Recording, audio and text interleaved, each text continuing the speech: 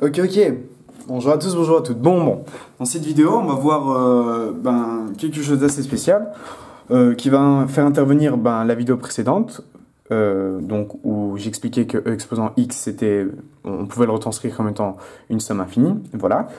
Et donc aujourd'hui, je vais pas vous prouver, mais je vais vous montrer ce qu'on appelle les extensions de Taylor pour la fonction cosinus de x et sinus de x. Alors, en fait, on peut écrire la fonction cosinus de x comme étant, elle aussi, une somme infinie, en n qui démarre à 0 jusqu'à l'infini, du coup. Et donc, c'est x exposant 2n plus 1, non, 2n, pardon, sur 2n factoriel fois moins 1 exposant n.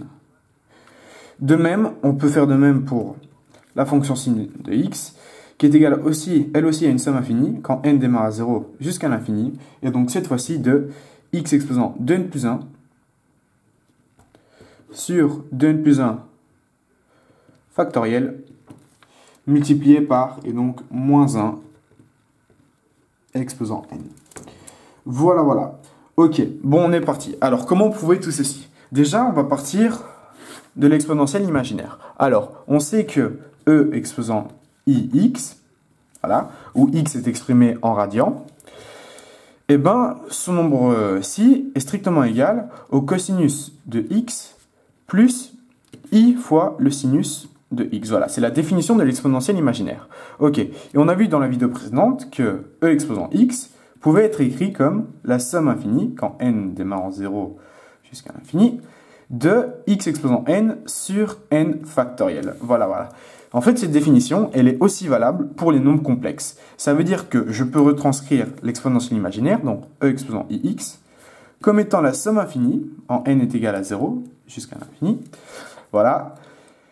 Du coup, pas de x exposant n, mais de ix exposant n. De ix exposant n sur n factoriel.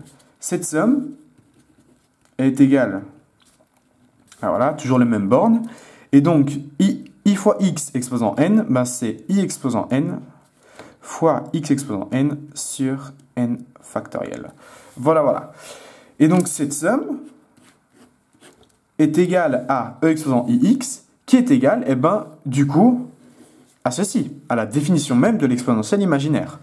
Donc, en fait, ici, on va avoir une somme, on aura une partie réelle et une partie imaginaire. Voilà. Et donc, la partie réelle de cette somme sera strictement égale au cosinus de x et la partie imaginaire au sinus de x. Voilà. Donc, on va voir tout ça ensemble. Alors, on va calculer cette somme. Alors, la somme, quand n, enfin, pas la calculer, mais la simplifier. Quand n est égal à 0 jusqu'à l'infini, de i exposant n fois x exposant n sur n factoriel. Ok. Alors, quel est le premier terme de cette somme? I exposant 0, c'est 1. Voilà. X exposant 1 sur 1 factoriel, j'ai que c'est x exposant 1 sur 1 factoriel. Voilà.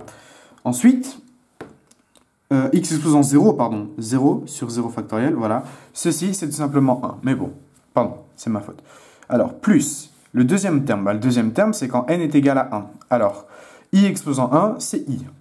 J'ajoute i, et donc x exposant 1 sur 1 factoriel. Voilà. Ensuite, qu'est-ce qui se passe quand n est égal à 2? Quand n est égal à 2, j'ai i carré. Alors, i carré, c'est moins 1. Donc, j'ai un moins qui apparaît. Alors, x exposant 2 sur 2 factoriel. Voilà. Ensuite, i exposant 3. I exposant 3, c'est i carré fois i. En gros, on va faire les puissances de i. Alors, i exposant 1, c'est i. I carré, c'est moins 1. I cube, en fait, c'est i carré fois i, donc moins 1 fois i, soit moins i. Et i exposant 4, c'est i carré fois i carré, donc moins 1 fois moins 1, soit 1. En d'autres termes, i exposant 1, c'est i exposant 2, c'est moins 1, i exposant 3, c'est moins i, et donc i exposant 4, c'est 1. Alors, on a que, lorsque i est exposant un nombre pair, i exposant 2n, un nombre pair, c'est égal à un nombre réel, d'accord? Donc c'est égal, je vais mettre un nombre réel. Tandis que I exposant 2n plus 1, c'est égal à un nombre imaginaire. Un nombre purement imaginaire. Hein. Ici, j'ai que des nombres imaginaires. Pareil pour là. Voilà, c'est un nombre imaginaire. Ok. Donc, la partie réelle de cette somme, c'est pour tous les n étant pair. Et la partie imaginaire pour tous les n étant impair. Voilà, voilà. Mais alors, qu'en est-il de l'alternance ici, donc au début de somme, de moins exposant n? Eh bien, quand j'ai i carré, j'ai un moins.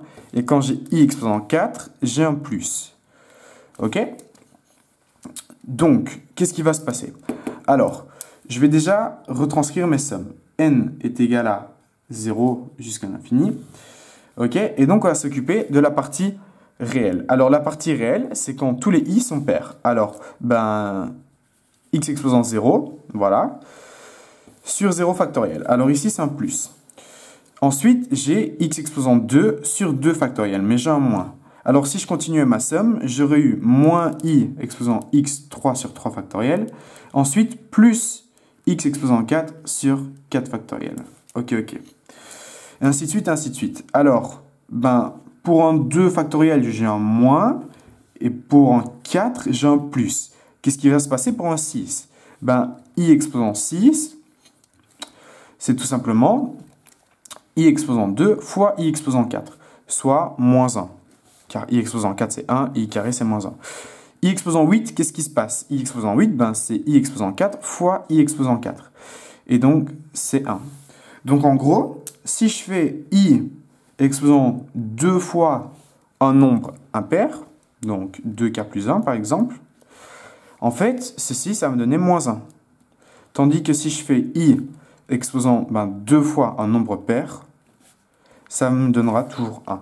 Voilà, voilà. Alors, comment on peut le prouver? Eh bien, si je fais 2 fois 2k, ça me fait 4k. Et donc, 2 fois 1, ça fait 2. I exposant 4k, c'est 1. Voilà, car j'ai bien 1 exposant k. Multiplié par i carré, ça fera toujours moins 1. Tandis que i exposant 4k, i exposant 4 exposant k, c'est toujours 1. Voilà. Donc, en gros, alors, comment on va pouvoir démarrer notre somme? On sait qu'on va avoir une alternance de moins. Donc, ce que je peux faire, c'est déjà écrire en moins 1 qu'on va essayer de mettre en exposant. Ok. Alors, premier terme, quand n est égal à 0, c'est un plus. Ok. Deuxième terme, quand n est égal à 1, c'est un moins. Alors, si je fais moins 1 exposant n ici, alors moins 1 exposant 0, c'est 1. Moins 1 exposant 1, c'est bien moins. Deuxième terme, c'est un plus ici, car j'ai x exposant 4 sur 4 factoriel. Ok. Et donc, comment on va pouvoir retranscrire tout ceci? En fait, on a à chaque fois les nombres pairs. Donc, on va avoir x exposant les nombres pairs, donc 2n, sur le même nombre pair factoriel. Voilà.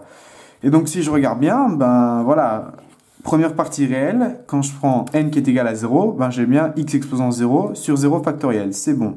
Quand n est égal à 1, moins 1 exposant n, moins 1 exposant 1, c'est bien moins. X exposant 2 fois 1, c'est 2.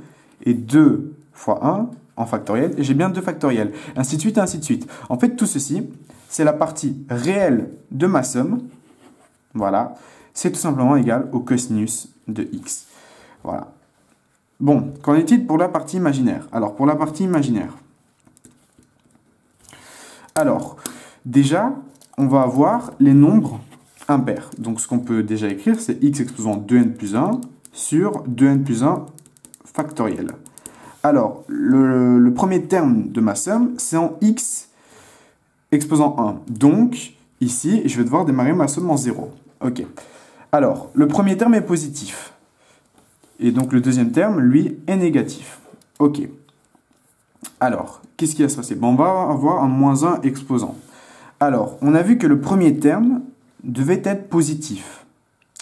Donc, si le premier terme est positif, si je démarre en 0, si je fais moins 1 exposant n, si je remplace 0 partout, j'ai bien ici un plus qui va intervenir. Car si je fais moins 1 exposant 0, c'est bien 1, c'est positif. Donc, Maintenant, je vais entourer tous les termes imaginaires. Hein. Voilà.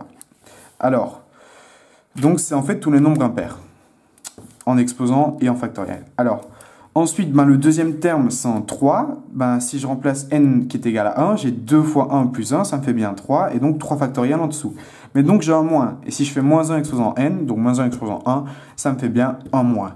Ok. Et ainsi de suite, ainsi de suite. Et en fait, vous allez voir que toute cette somme, eh ben, elle est vraie, et donc c'est égal au sinus de x.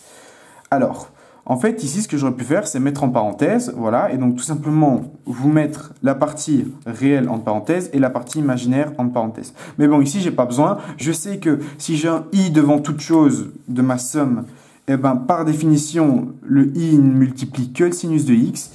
Et si j'ai rien du tout, que j'ai une partie réelle, hein, ben, ce sera le cosinus de x. Du coup, on peut directement retranscrire que le cosinus de x, ben, c'est la partie réelle, et le sinus de x, c'est la partie imaginaire. En fait, je retranscris ma somme comme ceci, et donc c'est qu'une interprétation en soi. Hein. C'est bien, voilà, écrire chaque terme de la somme et essayer de trouver une similitude, et donc de l'écrire comme étant une somme infinie. Voilà. Si vous avez une application sur votre tel qui fait des graphiques et que vous écrivez ceci comme fonction, eh ben, vous allez voir que vous allez bien obtenir, si d'un côté vous mettez le cosinus de x, vous allez avoir cette somme-ci. Voilà, voilà. Sur ce, j'espère que la vidéo vous aura plu. Je vous dis à très bientôt pour de prochaines vidéos et voilà. Au revoir.